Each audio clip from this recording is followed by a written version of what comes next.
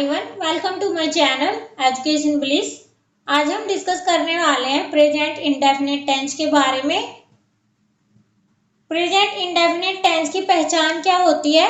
जब भी किसी सेंटेंस के लास्ट में ता है, ती है, ते है, ऐसे वर्ड आते हैं तो हम प्रेजेंट इंडेफिनिट टेंस का यूज करते हैं, क्योंकि जब भी हम अपने डेली रूटीन की बात करते हैं उसमें कहीं ना कहीं ता है, ते है, ती है आता ही है। जैसे कि मैं सुबह उठती हूँ, मैं खाना खाती हूँ, मैं स्कूल जाती हूँ, उसमें ता है, ते है आता ही है। इसमें प्रेजेंट इंडेफिनिट टेंस का यूज करते हैं। और कहाँ पे करते हैं प्रेजेंट इंडेफिनिट टेंस का यूज? जब भी हम किसी यूनिवर्सल ट्रूथ की बात कर रहे हो तब प्रेजेंट इंडेफिनिट टेंस का यूज करते हैं। और जब कोई भी काम फिक्स हो रखा हो, जो कि जैसे कि कल प्राइम मिनिस्टर आने वाले हैं, ये काम फिक्स है, ये भी प्रेजेंट इंडेफिनिट टेंस का यूज होगा यहाँ पे भी। तो इसका स्ट्रक्चर क्या होता है? पहले सब्जेक्ट आता है, फिर वर्ब आती है, फिर ऑब्जेक्ट आता है। जो सब्जेक्ट होता है वो डूअर होता है, जो भी किसी काम को करता है उसको सब्जेक्ट बोला जाता है। वर्ब क्या होती है? सब्जेक्ट जो भी काम करता है उसे वर्ब बोला जाता है, जो भी सब्जेक्ट एक्शन करता है और जिसका जो काम किया जाता है उसका जिस पे इफेक्ट पड़ता है वो कौन होता है? वो ऑब्जेक्ट होता है। स्ट्रक्चर में जो सब्जेक्ट होता है सिंगुलर भी होता है और प्लूरल भी होता है। जब हम सिंगुलर सब्जेक्ट का यूज करते हैं, जैसे कि ही, सी, इट या किसी का नेम हुआ, जब हम सिंगुलर सब्जेक्ट की बात करते हैं तो उसमें हमारी वर्ब की फर्स्ट फॉर्म के साथ एस या ईएस लगता है सब्जेक्ट के बाद। और जब प्लूरल सब्जेक्ट का यूज करते हैं, जैसे कि वी, दे, यू, इनके साथ वर्ब की फर्स्ट फॉर्म लगती है, एस या एस नहीं लगता है इसमें। और आई के साथ भी वर्ब की फर्स्ट फॉर्म का यूज होता है। जैसे कि मैं खाना खाती हूँ, जैसे कि मैं खाना खाती हूँ, इसका क्या बनेगा? पहले सब्जेक्ट आएगा आई। सेंटेंस कैसे बनाते हैं? इसमें पहले सब्जेक्ट से शुरुआत करते हैं और फिर लास्ट से शुरू करते हैं सेंटेंस को बनाना। खाती है क्या है? यहाँ पे एक्शन है जो कि वर्ब होता है आई ईट, और खाना क्या है? यहाँ पे ऑब्जेक्ट है। क्योंकि ऑब्जेक्ट कैसे है? क्योंकि खाना खाने से खत्म हो रहा है, उस पर इफेक्ट पड़ रहा है। इसका क्या बनेगा? आई ईट फूड।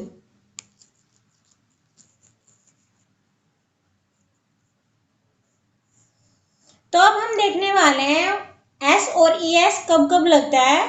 जब हम सिंगुलर सब्जेक्ट का यूज करते हैं उसके साथ वर्ब की फर्स्ट फॉर्म के साथ एस या एस लगता है, तो उसमें हमें ये तो पता है एस कब लगता है। जैसे कि वो खेलती है, वो खेलती है, इसका क्या बनेगा? सी, और वर्ब क्या है? सी प्लेज। वो खेलती है, यहाँ पे एस लग गया। अब हमें कैसे पता चलेगा कि ई एस कहाँ पे लगेगा? जब भी वर्ब के लास्ट में ये वर्ड आते हैं O, S S, S H, C H, X, Z, तो वहां पे हम ई एस का यूज करते हैं। जैसे कि गो है, गो में लास्ट में क्या है? ओ है, तो इसमें ई एस बन जाएगा, गोज बन जाएगा। मिस में क्या है?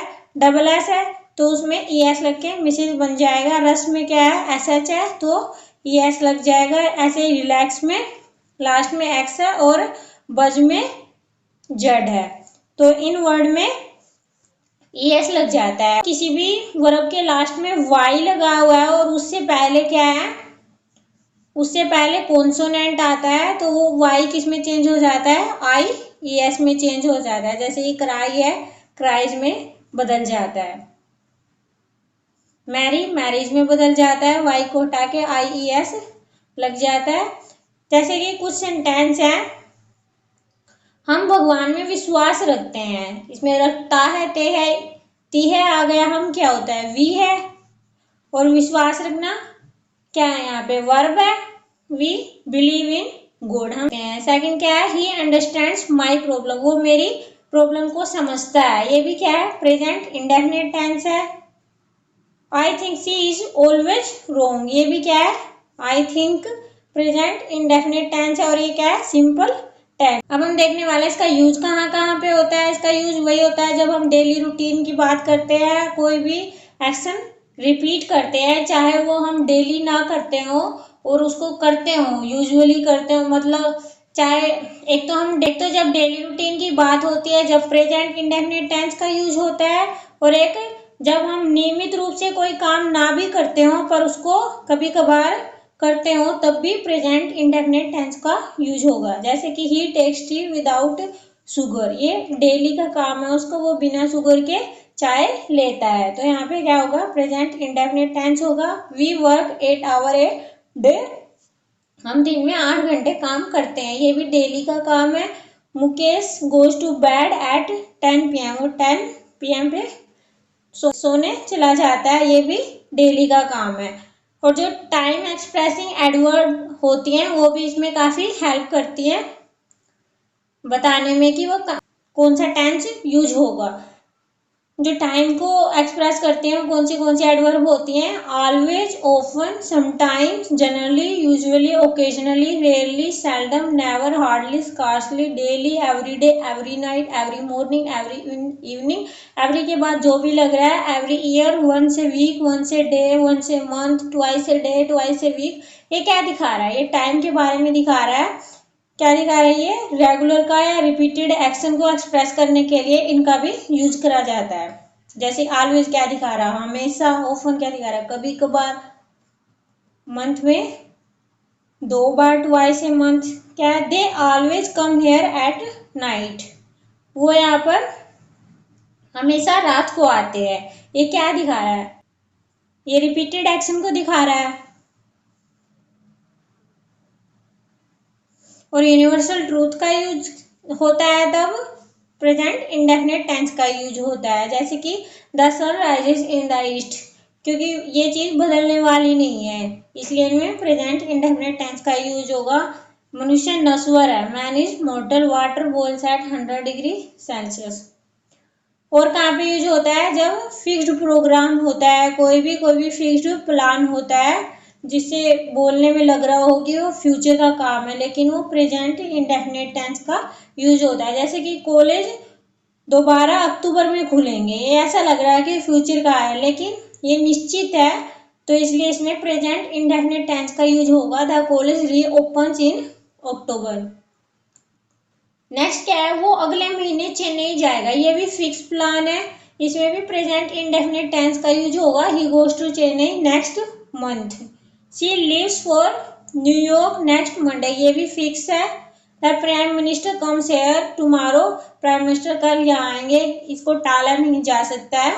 और जब भी हम न्यूज़पेपर की हेडलाइन और स्पोर्ट्स की कमेंट्री करते हैं वो भी सिंपल प्रेजेंट टेंस में ही करी जाती है। सिंपल प्रेजेंट टेंस का अफर्मेटिव के अलावा नेगेटिव स्ट्रक्चर क्या होता है, सब्जेक्ट होता है, फिर डू या डज होता है, इसके बाद नोट आता है और हमेशा इनके बाद नोट के बाद वर्ब की फर्स्ट फॉर्म का यूज होता है और फिर ऑब्जेक्ट होता है। नोट हमेशा थर्ड प्लेस पे ही आता है। मैं नहीं खेलती हूँ, I do not play. Uncle doesn't meet me, uncle मुझसे नहीं मिलते हैं, ये क्या है, आई के साथ डू का यूज होगा और अंकल क्या है, सिंगुलर है, इनके साथ क्या होगा, डज, डू के साथ ईएस का यूज होगा। जहां पर भी ही सी इट, अगर ही सी इट नेम है तो उसको नेगेटिव करते टाइम डज का यूज होगा, और आई वी यू दे है तो डू का यूज होगा।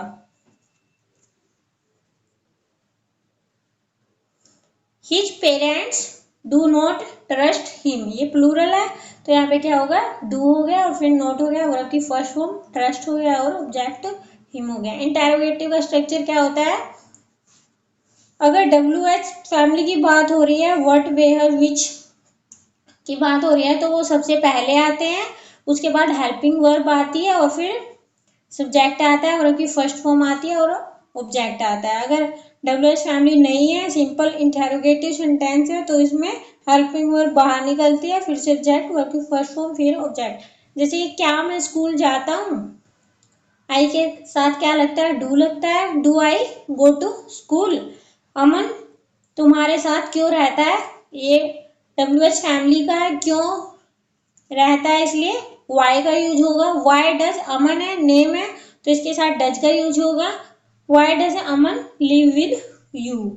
और नेगेटिव इंटेरोगेटिव का स्ट्रक्चर क्या बनेगा, WH फैमिली के बाद डू डज, सब्जेक्ट के बाद क्या आता है हमेशा, नोट आता है, फिर वर्ब की फर्स्ट फॉर्म आती है और फिर ऑब्जेक्ट आता है। पंकज तुम्हारे साथ क्यों नहीं पढ़ता है, why does Pankaj note study with you. पहले वाई फिर पंकज है इसलिए डज आएगा, फिर नोट स्टडी विद यू। आप कौन सा गेम खेलते हैं, which game do you play. Thanks for watching, please subscribe my channel.